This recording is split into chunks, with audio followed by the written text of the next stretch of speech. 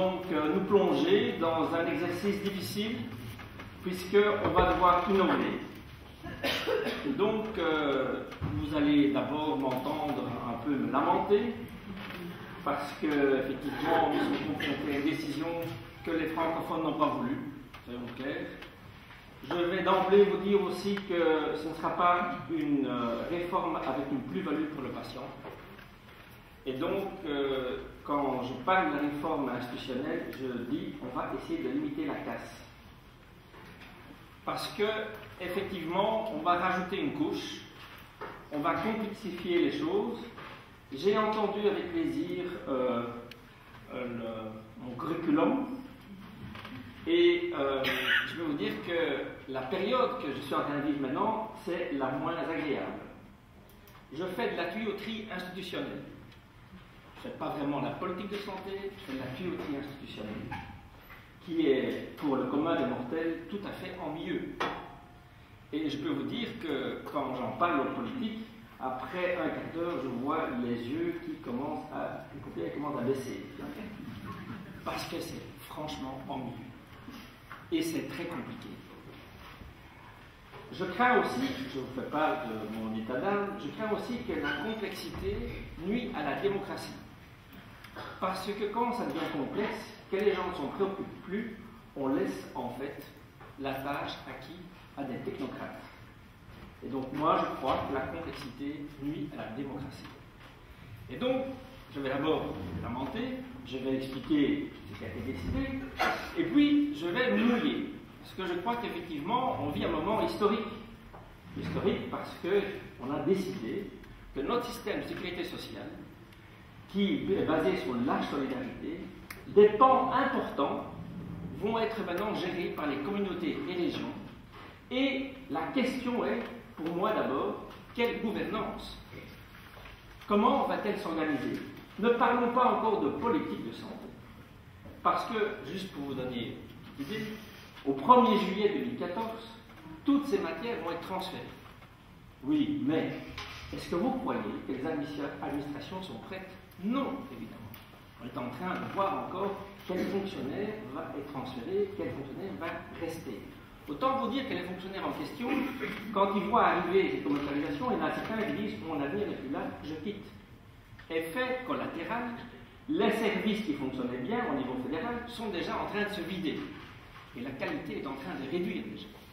Et quand on aura à transférer, il y aura peut-être plus grand monde à transférer. Et donc il faudra que cette administration présente commence à s'intéresser aux problèmes, commence à comprendre une matière très complexe, où moi-même encore, chaque jour, je découvre des choses. Donc, voilà le contexte. Au 1er juillet, on transfère. Vous comprenez bien qu'entre le 1er juillet et le 31 décembre, on va tout maintenir en état. Je signale que lors du transfert de matières précédentes, il a fallu 10 ans avant qu'effectivement les matières soient effectivement gérées.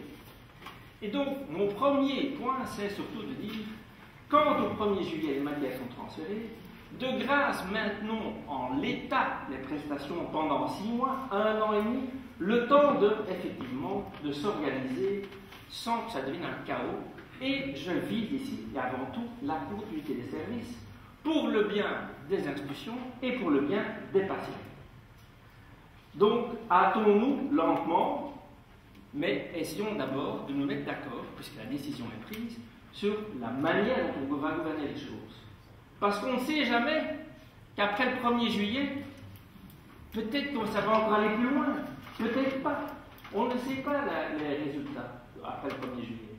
Mais donc, en tout cas, quand on va faire un choix maintenant de gouvernance, on va faire un choix qui risque quand même d'être déterminant pour l'avenir. Et là, il y a différentes formules possibles. Formule où du côté francophone, on a quand même une option. Là où du côté néerlandophone, encore, tout à l'heure vous l'entendez, tout est encore ouvert. Donc, vous voyez que c'est un dossier, un enjeu important, mais j'estime en tout cas qu'à ce jour, ce n'est pas l'enjeu qui est, en termes de politique de santé, le plus intéressant, mais qui risque de faire des dégâts. Je signale que déjà à l'avance aussi, les décisions qui ont été prises sont des décisions qui vont permettre de faire des économies au niveau fédéral. Donc on va transférer des budgets qui déjà sont insuffisants et qui à l'avenir seront encore moins importants. Donc de toute façon, ce sont, comme on dit, des cadeaux empoisonnés. Alors, je prends ici 5 points pour ma présentation. D'abord, un petit rappel, parce que certains sont au courant, d'autre part, on découvre encore quelles sont les compétences qui sont transférées. Vous voyez déjà dès le départ mon intitulé, c'est disparate et partiel. Essayer de trouver un fil rouge là-dedans, il n'y en a pas. On a essayé de faire un vis, comme on dit, quelque chose d'important qui aurait pu calmer un parti qui attendait beaucoup. Et en fait, ça n'a pas vraiment calmé. Mais donc, on a essayé de faire grossir la matière, et puis on voit à la fin qu'on se retrouve devant un ensemble un peu hétéroclite. Je rappelle quand même les fonctions génériques formant la politique de santé. Pourquoi? Parce que, à l'occasion de ce transfert, j'ai dit tout à l'heure que je fais de la tuyauterie institutionnelle, mais, et là, tous ici, on sera en partie responsable. Est-ce que nous allons construire quelque chose qui peut être quand même relativement simple et cohérent? De grâce, essayons d'être simples et cohérents pour que ce soit compréhensible et qu'on ne se disperse pas. Et donc, rappelons d'abord quelles sont les fonctions génériques d'une politique de santé, la répartition actuelle des décisions, et puis, et c'est là que je me mouille, venons à une proposition de gouvernance qui est une décision politique. Je ne parle pas encore de ce qu'on va faire avec les matières, mais comment on va s'organiser. Et enfin, je rappellerai quand même quelques défis pour demain qui sont pas rien, entre autres le vieillissement. Voilà les compétences disparates. Alors, vous voyez, ça va un peu dans tous les sens. Remboursement, donc ça veut dire que ce sont des prestations individuelles. Remboursement de soins chroniques, et chroniques, ça veut dire les centres de validation, et résidentiels. Vous allez voir que c'est le gros des compétences. Donc ça concerne surtout des malades chroniques, des malades qui sont dépendants. Ce n'est pas donc des soins aigus. Remboursement de santé mentale, de nouveau, malades chroniques. Les subsides à l'investissement hospitalier, les subsides à la vaccination, le financement d'organisations pour des actions de prévention collective, les structures de coordination à première ligne et des politiques normatives, les normes d'agrément des hôpitaux, MRS, le prix de journée dans les maisons de repos, l'agrément des médecins, l'agrément donc décidé qui est médecin, par la norme d'agrément et la fixation des sous-quotas des spécialités médicales. Donc voilà, avouez que essayer de trouver un fil conducteur là-dedans, compliqué. Donc on dit des compétences partielles, pas tous les soins aux personnes âgées, pas tous les investissements médicaux, non, parce qu'il y a des investissements médicaux importants qui passent toujours via la nomenclature, et la prévention individuelle reste fédérale.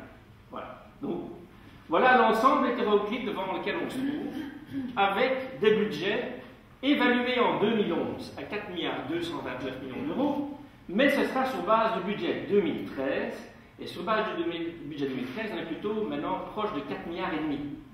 Donc c'est de ça qu'on parle. Et alors on a fait un petit exercice, mais cet exercice ne vaut pas grand-chose. Je vais vous expliquer pourquoi. D'abord, ici, on a fait un exercice de répartition de ces compétences avec des clés qui sont la population de plus de 80 ans pour certaines prestations, la population totale pour d'autres prestations, et les budgets historiques pour d'autres prestations. Donc, en combinant tout ça, vous voyez ce que ça donne pour la Wallonie et la communauté germanophone, 1 355 millions d'euros, et pour Bruxelles, 398 millions d'euros. Voilà l'ensemble des matières, et vous voyez que le poste principal, c'est les maisons de repos de soins, maisons de soins psychiatriques et les initiatives d'habitation protégée. 2 625 millions d'euros pour l'ensemble de la Belgique. Dans les hôpitaux, je signale qu'il était prévu aussi le BMF pour les services G et SP isolés. Je ne sais pas si ça va encore avoir lieu, parce qu'entre-temps, ils sont de moins en moins isolés. Et s'ils ne sont pas isolés, ils ne peuvent pas être transférés. Donc je crois que ce serait une coquille vide. Pourquoi? Parce que ces institutions craignent que si elles sont transférées, elles ne sont plus hôpitales. Et alors quitte. Alors là-dedans, vous voyez que j'ai mis le mot prestation. Prestation, ça veut dire que ce sont des soins qui sont remboursés selon les caractéristiques de la personne, selon certaines conditions. Ce ne sont pas des financements directs, globaux, comme les subsides pour l'investissement, comme certaines campagnes aussi de vaccination, comme l'organisation de la première ligne. Et puis vous avez l'APA, l'aide aux personnes âgées, qui est quand même un montant également de nouveau individualisé, qui, pour certains, pourrait devenir l'embryon de l'assurance autonomie du côté francophone. Alors, regardez bien, j'ai mis Bruxelles, Wallonie. J'aurais pu très bien mettre communauté française. Alors, on a un choix du côté francophone. Est-ce qu'on fait région bruxelloise, région wallonne? Et si on fait région bruxelloise, région wallonne, est-ce que les droits seront les mêmes? Et quand un patient de Wallonie va se faire soigner à Bruxelles ou inversement, comment ça va se passer? Puisque les budgets, ils sont fixés au prorata des populations, pas au prorata des flux. Donc, ça, c'est déjà une question qu'on va devoir régler, comme quand on règle les soins entre les Français, plus de 2000, qui sont soignés dans les maisons de repos et de soins du côté belge, et on envoie la facture vers la France. Donc, s'il y a des Bruxellois qui vont se faire soigner en Wallonie ou inversement, il faudra bien envoyer une facture, puisque ce n'est pas prévu dans le budget initial. Mais donc, maintenant, pour reprendre ici quand même ce budget, j'ai dit que ça a une valeur, une certaine valeur. Pourquoi? Parce que les budgets qui sont transférés aux régions et communautés sont globaux. Ce qui veut dire qu'une région pourrait très bien dire, écoutez, moi, les centres de validation, c'est fini. Je ne fais plus rien, je diminue. Donc c'est autonomie complète. Mais autonomie complète, ça veut dire aussi, nous fixons nous-mêmes les tickets modérateurs. Nous décidons que, dorénavant, ce ne sera plus 100 € par jour, mais 50 ou 125, chacun décide comme il veut. Donc on va avoir des droits individuels qui vont être différents pour les mêmes prestations. Que ce soit à Bruxelles, en Flandre ou en Wallonie. Alors voilà le nombre de personnes que ça concerne, ça n'est pas rien. On a fait une estimation. Vous voyez le nombre, c'est vraiment l'estimation du côté francophone. Et donc voilà le nombre de bénéficiaires aujourd'hui. Et c'est pour ça que tout à l'heure je disais, ceci est quand même un moment important parce que ça va toucher beaucoup d'institutions et ça va toucher beaucoup de personnes pour qui ces moyens sont essentiels. Parce que les malades chroniques, ils consomment beaucoup de soins. Pour rappel, 5% de la population belge concentre 60% des soins de santé. Ces personnes-là sont dans les 5%, très clairement. Et ils cumulent aussi beaucoup de tickets modérateurs. Alors j'en reviens, ça c'était donc l'état des prestations qui sont transférées. Et puis je prends les 4 fonctions génériques. Pourquoi je les prends là? Parce que vous allez voir que on peut peut-être être homogène dans un secteur, mais on sera encore répartis entre différents niveaux pour d'autres secteurs. Pour rappel, les 4 fonctions qui forment la politique de santé. La première, c'est la programmation. La programmation, ça veut dire assurer l'accès géographique aux soins. Assurer qu'il y ait une répartition qui fait qu'il y a une proximité. Mais aussi, c'est maîtriser l'offre. Parce qu'on sait que dans le nombre de lits d'hôpitaux, à une époque, on en criait, ils étaient pleins. Et donc, à un moment donné, il y a des stop. On crée aussi une limitation dans les services médicaux lourds, parce qu'on sait que l'offre peut avoir un impact sur les dépenses. Donc, on essaye de maîtriser aussi l'offre et donc les coûts des soins. Je signale aussi que dans la programmation, il y a évidemment la subsidiation et l'investissement. Je m'arrête à un point là-dessus. Puisque les investissements hospitaliers sont transférés aux communautés régions, pourquoi, je le dis très clairement, je me suis battu longtemps pour éviter qu'ils soient transférés. Pourquoi? Parce que le levier des investissements est un levier le plus puissant pour changer une offre. Je rappelle, c'est vrai que je n'ai pas de problème pour vous mouiller, je me rappelle que du temps effectivement de DAN, on a utilisé les subsides à l'investissement pour réduire la capacité hospitalière.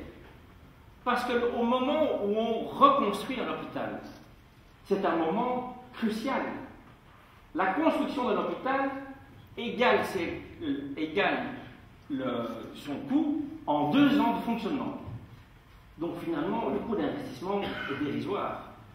Mais nous avons pu réduire de 20 à 25% de capacité hospitalière qui ainsi a été évité des coûts de fonctionnement et donc des dépenses dans le BMF plus importantes. Maintenant, ce levier a été utilisé au niveau fédéral parce qu'on a dit on investissait plus, on subsidiait plus dans les hôpitaux qui réduisaient leur capacité. Demain, ce levier est confié aux régions. Si les régions décident, nous reconstruisons le même nombre de lits, ben, le fédéral il devra payer ce nombre de lits. Or, il faudra donc trouver un accord entre le fédéral et les régions s'il y a lieu de réduire les capacités hospitalières. Ce que je crois, oui, en Belgique, je crois qu'on a trop de lits. Mais maintenant, ce levier d'action est entièrement chez les régions et communautés. Les normes d'agrément. Les normes d'agrément, ça c'est pour assurer la qualité des soins à travers des normes structures, processus, résultats, et on peut aller, on voit, vers un mouvement d'accréditation. Ce sera un des enjeux essentiels, puisque les normes d'agrément du côté des hôpitaux est entièrement dans les régions. Et donc, qu'est-ce qu'on va en faire? Est-ce que ce n'est pas le moment aussi, comme en Flandre, ici, il y a le processus qui est déjà en route depuis un certain temps, en Wallonie et à Bruxelles, il y a un autre hôpital qui prend des initiatives, peut-être qu'il y a même une initiative commune qui est en cours de mise au point par une plateforme d'accréditation. Le financement, c'est assurer l'accès au financier des soins, c'est fixer, maîtriser aussi par les tarifs et les prix. Parce que à quoi sert de rembourser si le prix peut fluctuer? Et donc, il faut aussi maîtriser les tarifs, les prix, fixer les taux de remboursement, fixer les budgets de moyens financiers, et tout ceci, je le signale simplement aujourd'hui, évolue selon ces critères qui sont là. Demain, un patient en Wallonie, à Bruxelles ou en Flandre, est-ce qu'il aura les mêmes droits? Est-ce que la définition comme bénéficiaire d'intervention majorée, qui est avec un certain niveau de revenu, est-ce que demain la Wallonie peut dire ben, mon niveau de revenu il est ailleurs? Et donc c'est déjà une question ça. Les droits qu'on ouvre au niveau fédéral ont-ils les mêmes du côté des régions? Et bien sûr, il y a aussi la maîtrise et le contrôle des remboursements via les 3 contrôles, la réalité, conformité, opportunité. Le 4e levier, c'est la population assurée. Il faut effectivement être en ordre et aujourd'hui, on contrôle si la personne a effectivement des droits. Demain, si quelqu'un est repris dans une maison de repos de soins, dans un centre de révalidation, du côté wallon, bruxellois, flamand, il faudra vérifier est-ce qu'il a des droits. Est-ce que ces droits seront les mêmes qu'au niveau fédéral? Donc ça, c'est des questions, mais vous me dites, ouais, mais je souris là, c'est pas possible ça. Exemple, si effectivement, les soins résidentiels des maisons de repos de soins, ça coûte très cher, c'est de l'ordre de 20 000 € par an de remboursement. Calculé au niveau de la population. Et puis, les soins sont de meilleure qualité, le coût est moins pour le patient. À la frontière linguistique, certains disent, mais moi je vais dans une maison de repos de soins, de l'autre côté de la frontière, il n'y a pas des attentes, il y a moyen d'être soigné là-bas. Mais cette personne âgée n'était pas comprise dans la population initiale. Donc, on va renvoyer cette facture vers l'autre région. Sauf si la personne réside. Si elle réside, il n'y a plus moyen. Ah oui, mais vous venez seulement d'arriver. On va vous mettre une période de stage de minimum 3 ans. Vous souriez, mais l'assurance dépendance en Flandre, c'est comme ça. Vous ne pouvez pas bénéficier d'un remboursement immédiat à Bruxelles si vous n'avez pas effectué une période de stage. Sinon, c'est trop facile, c'est des choix d'opportunité. Donc, on pourrait imaginer demain qu'effectivement, il y ait une obligation de stage minimum de vécu dans une région pour pouvoir bénéficier d'un remboursement. Donc, voilà le type d'éventualité de contraintes en plus qui peut être mise par une région. Alors, les différentes compétences aujourd'hui, vous voyez, sont réparties entre le ministère de la République, l'UNAMI, les régions, la communauté française et le ministère de l'économie. Je rappelle simplement, parce que c'est des choses qui sont ignorées, mais qui font partie de la gouvernance d'avenir, comment aujourd'hui les choses ont-elles décidé. Au niveau d'un conseil général, vous voyez tous les partenaires sociaux. Quand on parle des partenaires sociaux, on parle des syndicats, des employeurs et des mutualités. Vous voyez ici, dans le conseil général, 4 partenaires qui forment chacun un quart du conseil général et qui décident de la politique globale et du budget global. Je fais ceci expressément parce que la question demain est de savoir, lorsque ce budget est transféré aux régions, est-ce que nous aurons un modèle de gouvernance basé sur la concertation? Et ça, c'est l'exemple typique d'un modèle où aujourd'hui, en sécurité sociale, en Belgique, nous avons opté pour ça. Alors demain, est-ce qu'on va retrouver ces partenaires? Est-ce qu'on va retrouver ces partenaires comme aujourd'hui au comité de l'assurance? Vous avez une composition moitié organisme assureur, moitié gestionnaire, et voilà les différentes compétences réellement exercées. Ça veut dire que ce sont des décisions effectives. Donc voilà, ça c'est aussi de nouveau aujourd'hui la composition paritaire. Vous avez une commission de contrôle budgétaire, je vais parler là-dessus, mais surtout les commissions d'accord et des conventions qui sont de nouveau fixées de manière paritaire aujourd'hui, et c'est là que se négocient les accords, qu'on essaie d'adapter à la nomenclature, et tout ça est présenté au comité d'assurance. C'est le fonctionnement d'aujourd'hui. Je signale que ce fonctionnement repose donc très fort sur une responsabilisation des acteurs, et que lorsque nous avons connu une période de non-gouvernement, tout ça a bien fonctionné. Personne n'a vu que nous n'avions pas de gouvernement pendant 500 jours, et donc les acteurs, ils ont continué à prendre des décisions, à faire en sorte que les systèmes fonctionnent. C'est important. Et donc voilà, c'est une continuité assurée, et question demain, est-ce qu'on va aller sous cette forme-là? Aujourd'hui, je prends la répartition des maisons de repos de soins, maisons de repos pour personnes âgées. Vous voyez aujourd'hui la répartition des différentes compétences. J'avais marqué en rouge ce qui allait transférer, mais pas besoin de mettre du rouge, puisque tout est transféré. Toutes ces matières sont transférées. Alors, question. Au moment où on va transférer son compétence, toutes ces compétences, où souvent on critiquait et on disait « Oui, mais c'est quand même un peu compliqué. Les normes d'agrément sont décidées d'un côté. Et les autres, ils doivent financer. Ben, on n'est pas d'accord, hein, parce qu'on ne tient pas compte des moyens budgétaires. Mais maintenant, tout est transféré. Est-ce que ce n'est pas l'occasion de reprendre les trois, parce que c'est les quatre éléments ici, qui forment la politique de santé, puisqu'ici j'ai repris explicitement d'abord la programmation, l'agrément, le financement et la fixation du prix. Voilà les 4 leviers complets d'une politique de santé. Est-ce que ce n'est pas le moment de les regrouper dans une seule commission? Responsable pour la norme d'agrément, la fixation, responsable pour la fixation du financement, responsable pour la programmation, et ils ont un budget, et donc vous devez effectivement imaginer votre politique dans ce budget. C'est une occasion.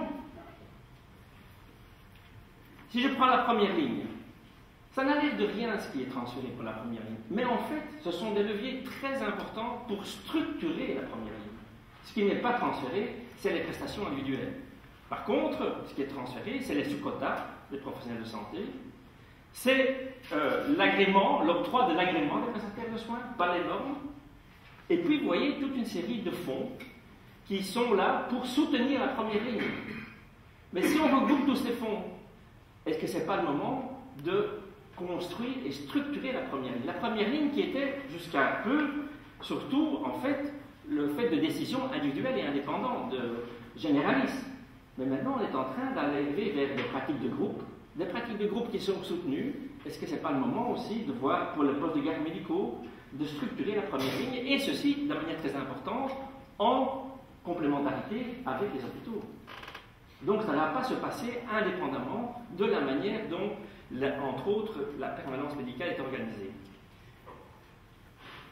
Et pour les hôpitaux, oui, la programmation des services médicaux lourds reste au niveau fédéral.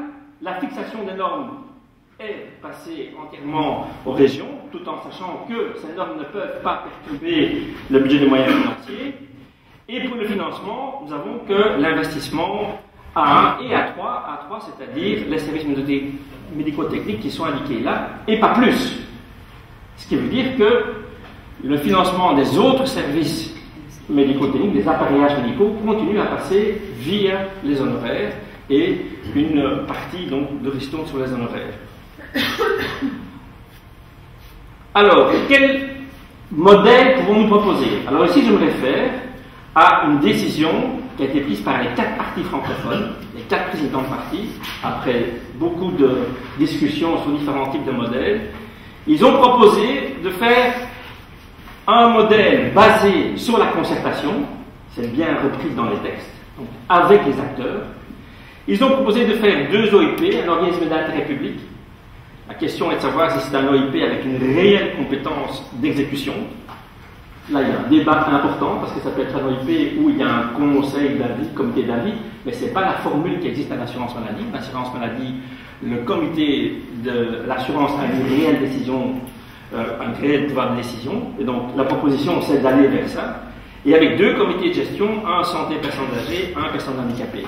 Regardez surtout aussi, parce que c'est la grande difficulté pour éviter qu'il y ait des difficultés de flux qui sont importants entre Wallonie et Bruxelles, plus importants qu'entre la Flandre et Bruxelles, mais on essaye d'avoir une structure de concertation permanente pour éviter que les règlements soient différents entre Wallonie et Bruxelles. On n'est donc pas arrivé à un ensemble, parce qu'on aurait préféré avoir un seul OIP, mais à Bruxelles, il n'y a rien à faire, une réalité où il y a un certain nombre de flamands qui ont un certain nombre de compétences, et donc il faut essayer de composer un OIP en accordant à la fois la place pour les flamands et en assurant aussi un certain bilinguisme. Donc ici, on fait le pari qu'on va pouvoir faire des 2 organisations miroirs basées sur des compositions paritaires et identiques et essayer d'arriver à un accord de réciprocité pour maintenir la simplification. Alors, quelques grands principes, je ne vais pas aller dans le détail, mais cette structure de réunion de concertation entre Wallonie et Bruxelles, un pacte de simplification pour assurer la libre circulation, un OIP santé personnes âgées et un personnes handicapées, mais avec 2 comités de gestion. On dit dans l'accord, les acteurs concernés seront associés à la gestion.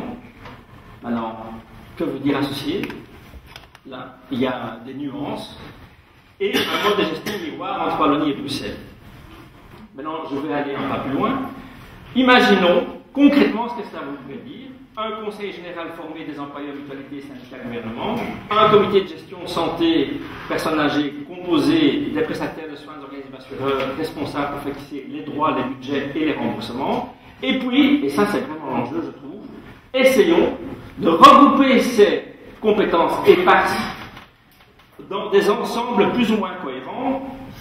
Proposition, une commission de convention paritaire pour les maisons de repos de soins, MSP et maisons de repos personnes âgées, une commission paritaire pour tous les centres de validation, c'est-à-dire toxicomanes, autisme, malvoyants par exemple, une commission de convention paritaire pour la santé mentale, parce qu'il y a des plateformes là aussi, il y a les MSP, les habitations protégées, une commission de première ligne et de la prévention, en regroupant ce qui existe déjà dans les communautés, et puis une commission d'investissement, structure et services médico-techniques et agrément, puisque l'agrément fait partie des hôpitaux. Donc regrouper au moins les matières qui ont été transférées par secteur.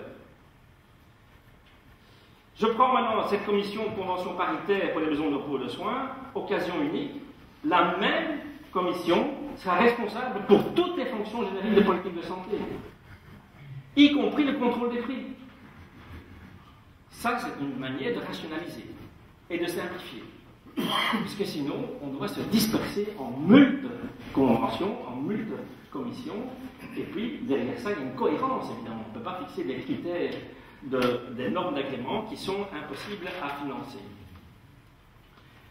Commission de la première ligne prévention, voilà un autre exemple des matières qui ont été transférées, les campagnes de dépistage, les normes d'agrément des centres de dépistage, les prix et remboursements des vaccins, un enjeu très très important, parce que ça coûte très cher et que si on fait des appels d'offres, on arrive à réduire fortement ce que la communauté flamande a fait, entre autres, et on arrive à fortement réduire un certain nombre de prix des vaccins. La structuration de la première ligne et les coordinateurs des acteurs de la première ligne. Donc voilà un ensemble de matières qui pourraient se trouver dans une même commission pour essayer d'avoir un peu de cohérence.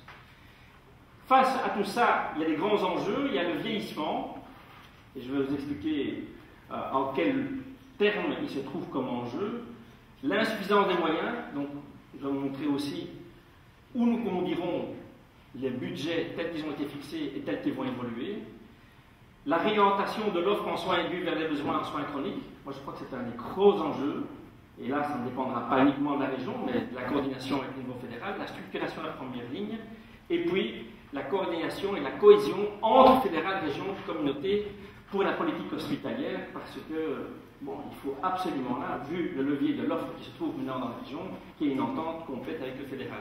Juste pour vous illustrer les 2 premiers points, le vieillissement en population. En fait, quand on voit l'évolution de la population âgée, et le centre d'expertise a fait des projections, d'ici 2030, il faudrait ouvrir une maison de repos de soins toutes les 2 semaines. Une maison de repos de soins de 90 places, pour répondre simplement à l'effet du vieillissement de la population. Jusqu'en 2010, nous n'avons pratiquement pas eu de vieillissement de la population. Parce que les gens qui sont nés en 1945 ont 65 ans et ils vont avoir 80 ans en 2025. Et en 2025, on voit vraiment l'accélération. Mais jusqu'en 2010, on n'a pas eu pratiquement d'effet de vieillissement de la population. Et vous allez voir que malgré ça, dans les maisons de repos de soins, le taux de croissance annuel en 10 ans était de 7% en termes réels par an. Vous m'entendez bien? Les 10 dernières années, pratiquement pas d'effet de vieillissement, taux de croissance du budget des maisons de repos de soins, 7% en moyenne, termes réels par an. Et le vrai vieillissement commence maintenant. Vous allez voir quel est le budget qui est alloué. Je vais juste montrer ceci.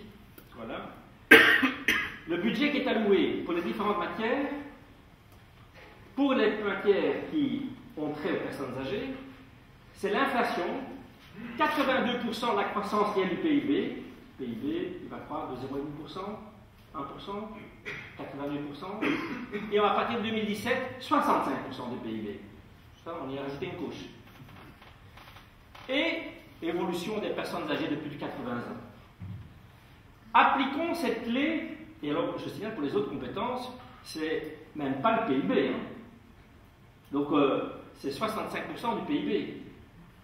Je signale que les 8 dernières années, à l'INAMI, nous avions un taux de croissance inscrit dans la loi de 4,5% par an en termes réels. 4,5% par an.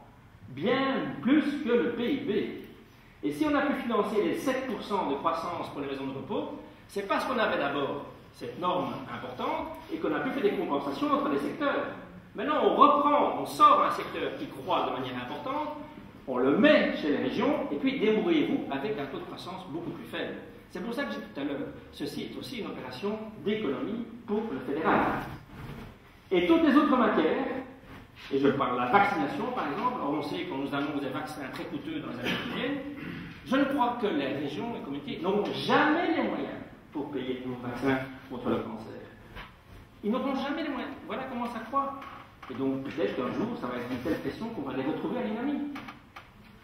Ce que j'appelle la réanimation. Et donc, en tout cas, ici, on n'a pas suffisamment de moyens pour faire face à la croissance à venir.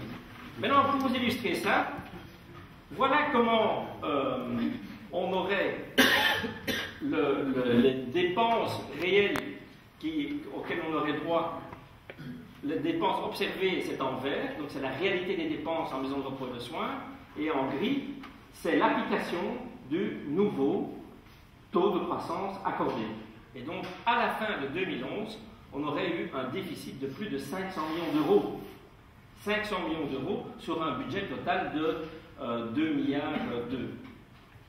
Ça, c'est pour la période où nous n'avions pratiquement pas de vieillissement. Donc, imaginez pour la suite. Donc, un des grands enjeux demain, c'est d'arriver à offrir une qualité de vie aux personnes âgées hors des services résidentiels, puisque nous n'aurons pas la capacité de financer une croissance de l'offre résidentielle. Et question, est-ce qu'on peut arriver à imaginer une politique qui donne quand même une possibilité à réduire éventuellement les soins résidentiels? Je donne un exemple. À politique constante, c'est-à-dire si on maintient le même nombre de lits de maisons de repos et de soins par rapport à la population de 80 ans, et on projette jusqu'en 2030, voilà le nombre de places nécessaires d'ici 2030. 129 000, 181 000. Ça, c'est à politique constante. Mais si maintenant, il n'y avait plus de personnes âgées valides, vous m'entendez bien, il y a un pourcentage de personnes âgées valides aujourd'hui dans les maisons de repos de soins. Et plus à Bruxelles qu'en Wallonie, et plus en Wallonie qu'en Flandre. Donc à Bruxelles, on est pratiquement à 22% des places occupées en maison de repos par des personnes âgées valides. En Wallonie, on est autour de 14% et en Flandre, autour de 10%. Et donc l'enjeu, c'est éventuellement de libérer ces places pour des personnes âgées dépendantes. Eh bien, si on arrive à ne plus prendre les personnes âgées non dépendantes en maison de repos, mais qu'elles sont soignées à domicile, voilà ce que ça donne. Rien que là-dessus, à Bruxelles, on n'a plus besoin de places en maison de repos et de soins. Et en Wallonie, beaucoup moins. Et donc, c'est de là, je dis, un des enjeux fondamentaux pour l'avenir, c'est la qualité de vie qu'on va offrir hors des soins résidentiels. Et ce n'est pas que dépendant des soins à domicile, c'est dépendant de notre société, de notre convivialité, de également la manière dont on aménage le territoire. Juste pour vous donner une idée, est-ce que c'est possible? Regardez ici le nombre de places en maison de repos par 1000 personnes âgées dans certains pays. La Belgique se trouve plutôt tout à fait à droite, mais si vous regardez le Danemark, et ce qui est impressionnant au Danemark, c'est que non seulement ils ont une population vieillissante, mais ils ont diminué le nombre de places en maison de repos de soins. Ils ont diminué. Donc ce qui veut dire qu'il y a apparemment des modèles qui permettent d'éviter les soins résidentiels et donc cette pression à devoir en construire. Donc ça c'est évidemment l'enjeu énorme devant l'économie, puisqu'on sait que les moyens qui sont transférés sont insuffisants. Alors je vais conclure sur un point qui pour moi est fondamental, c'est que la coordination et la complémentarité entre les régions au niveau fédéral, pour arriver à des règles simples et à assurer la continuité aussi avec la politique fédérale, sont évidemment indispensables. Pourquoi? Parce que moi je crains vraiment que lorsque on n'a pas, on va avoir une complexité croissante, qu'on n'a pas cette complémentarité, le résultat final, vous savez ce que ce sera? Ce sera la privatisation larvée. Une privatisation qui n'est pas visible. Qu'est-ce que c'est la privatisation larvée? Juste un exemple. Allez sur le site Senior Care 24. Senior Care 24. C'est un service en Flandre qui propose une roumaine à domicile pour 1800 €. Et si vous êtes deux, c'est 2200 €. Ça, c'est encore visible. Mais demandez autour de vous. S'il n'y a pas de place dans la maison de soins, si l'organisation ne permet pas le maintien à domicile avec des services collectifs organisés, ce sera la loi de la débrouille et ce sera alors la privatisation pour des soins qui vont être de plus en plus importants. Ceci concerne la politique de santé, ceci concerne la population, mais je signale que ça vous concerne aussi. Et donc, moi je crois qu'on se trouve devant un risque réel. On a en main la capacité de décider d'une gouvernance simple, mais il faudra vraiment que ces choix politiques soient aussi soutenus par les acteurs du terrain. Et donc, mon message à vous, c'est de dire, nous avons ici un enjeu fondamental, mais il appartient à nous aussi de nous faire entendre pour savoir quel modèle nous voulons pour cette gouvernance de nouvelles matières transférées. Merci pour votre attention.